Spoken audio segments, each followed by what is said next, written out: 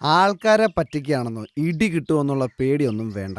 ആഹാ. Dialogue അടിച്ച് ഇത് കാണുന്ന ആൾക്കാർക്ക് സത്യമായ കാര്യമാണെന്ന് വിശ്വസിക്കുന്ന രീതിയിൽ അഭിനയം വാരി അങ്ങ് വെതറിയേക്കണം. ഓക്കെ ഓക്കെ സർ, മനസ്സിലായി. അത് ഞാൻ ഏറ്റു. അപ്പൊ നമുക്ക് ആ ഡയലോഗ് ഒന്ന് നോക്കാം. നോക്കാം. പിന്നെ എന്ത് നോക്കിക്കൊണ്ടിരിക്കുക? സ്ക്രിപ്റ്റ് എടുത്ത ഡയലോഗ് പെർഫോം ചെയ്യും. കമോൺ. ചെയ്യട്ടെ സർ. ഓക്കെ, പക്ഷെ നാച്ചുറൽ ആയിരിക്കണം. ആ. കേട്ടല്ലോ? Okay sir. First dialogue. Action. ഞാനിപ്പോ നിങ്ങളുടെ മുമ്പിൽ നിൽക്കുന്നത് ഒരു അവതാരകനായിട്ടല്ല, മറിച്ച് ഒരു അനുഭവസ്ഥനായിട്ടാണ്. സുബൈർ ബഞ്ചിയിൽ നിന്നും എനിക്കുണ്ടായ അനുഭവങ്ങളാണ് ഞാൻ നിങ്ങളുമായി പങ്കുവെക്കാൻ പോകുന്നത്. അതിനായിട്ടാണ് ഞാനിവിടെ നിൽക്കുന്നത്. നിൽപ്പല്ല, നിലനിൽപ്പാണെന്ന് കരുതി ആത്മാർത്ഥമായ ഡയലോഗ് പെർഫോം ചെയ്യണം. മാറിക്ക്, ഞാൻ കാണിച്ചുതരാം. ഞാനിപ്പോൾ നിങ്ങളുടെ മുമ്പിൽ നിൽക്കുന്നത് ഒരു അവതാരകനായിട്ടല്ല, മറിച്ച് ഒരു അനുഭവസ്ഥനായിട്ടാണ്. കണ്ടോ?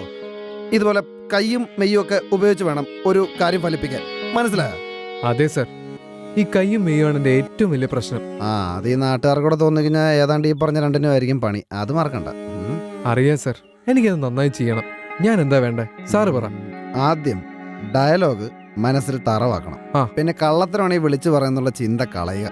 പിന്നെ കൈ മെയ്യാവണം. അല്ലാണ്ട് മേക്കോന്നിരുന്നാൽ മേടിച്ചു കൂട്ടും നാട്ടുകാരുടെ കയ്യിൽ.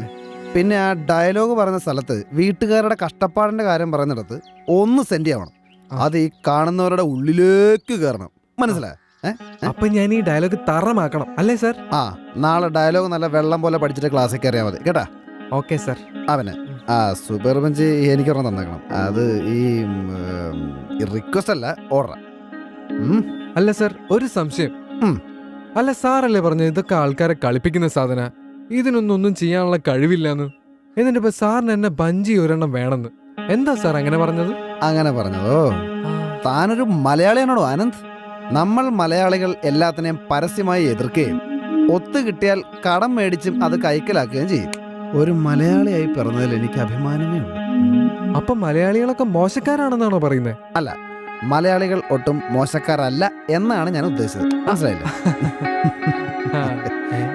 ഇതാർക്കാണേ പാർസൽ? റോഷനാ? എനിക്ക് വന്നാണ് പൊട്ടിക്കലേ. ഇതാരാ നിനക്ക് ഇത്രയും വലിയ പാർസലൊക്കെ അയക്കാൻ? ക്ഷമയായിരിക്കും. ആർക്കാ ഇത്രയും വലിയ ക്ഷമ? ഇതാ മറ്റേ കക്ഷി, ടോണിയെ കരിവാരി തേച്ച ആ കക്ഷി. ഓ മൈ ഗോഡ്, ഇതിനകത്ത് നീ അവൾക്ക് വാങ്ങിച്ചു കൊടുത്ത ഗിഫ്റ്റ്സ് ആണോടാ? ഡയലോഗ് അധികം വേണ്ട, പൊളിക്കുമ്പോ കണ്ടാ മതി. പാത്രം ഗ്ലാസ് എല്ലാം കഴുകി, എല്ലാ പണിയും തീർന്നിരിക്കുക.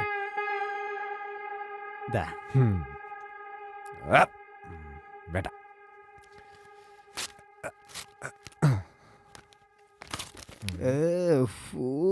ഈ പ്രാവശ്യം വളരെ മൃഗീയായിട്ടാണല്ലോ. അയ്യോ,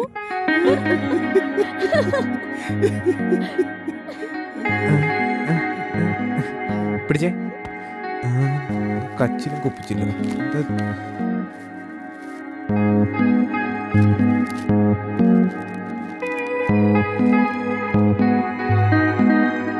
എടാ വൃത്തി കെട്ടവനെ, ആ ഭാഷ തരൂ, ഞാൻ വായിക്കാം. എടാ വൃത്തിയിട്ടവനെ, ആവാസ, ചതിയ, വഞ്ചക, പട്ടി, നാറി ടോണി, മര്യാദയ്ക്ക് കല്യാണം ചെയ്യാൻ പോയ എന്നെ വിളിച്ചു വരുത്തി വീണ്ടും മനസ്സ് മാറ്റിയ ദുഷ്ട, നീ ഒരു കാലത്തും ഗുണം പിടിക്കില്ല. എനിക്കിപ്പോ എന്റെ ഭർത്താവാൻ പോകുന്നവനെ സ്നേഹിക്കാൻ പറ്റുന്നില്ല. എന്നാലും ഞാൻ അവനെ സ്നേഹിച്ച് കല്യാണം ചെയ്യുമടാ. നീ മൂക്കിക്കൂടി പല്ല്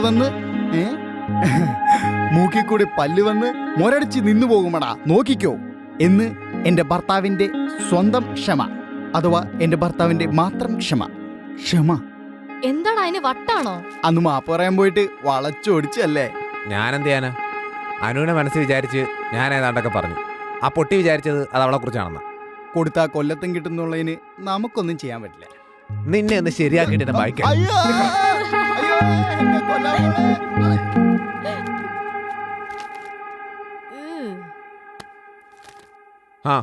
ശരിയടാ.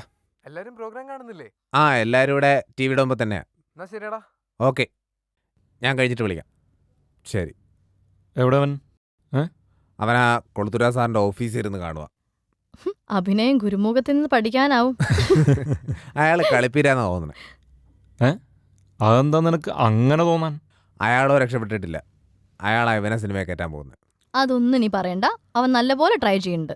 അതെ, അവൻ്റെ ലക്ഷ്യത്തിന് വേണ്ടി അവൻ ശ്രമിക്കുന്നെങ്കിലും ഉണ്ട്. നീയോ? അല്ല, അതിന് വല്ല ലക്ഷ്യം ഉണ്ടെങ്കിലല്ലേ. ദേ അവന് പ്രോഗ്രാം തുടങ്ങി. ഞാനിപ്പോൾ നിങ്ങളുടെ മുമ്പിൽ നിൽക്കുന്നത് ഒരു അവതാരകനായിട്ടല്ല, മറിച്ചൊരു അനുഭവസ്ഥനായിട്ടാണ്.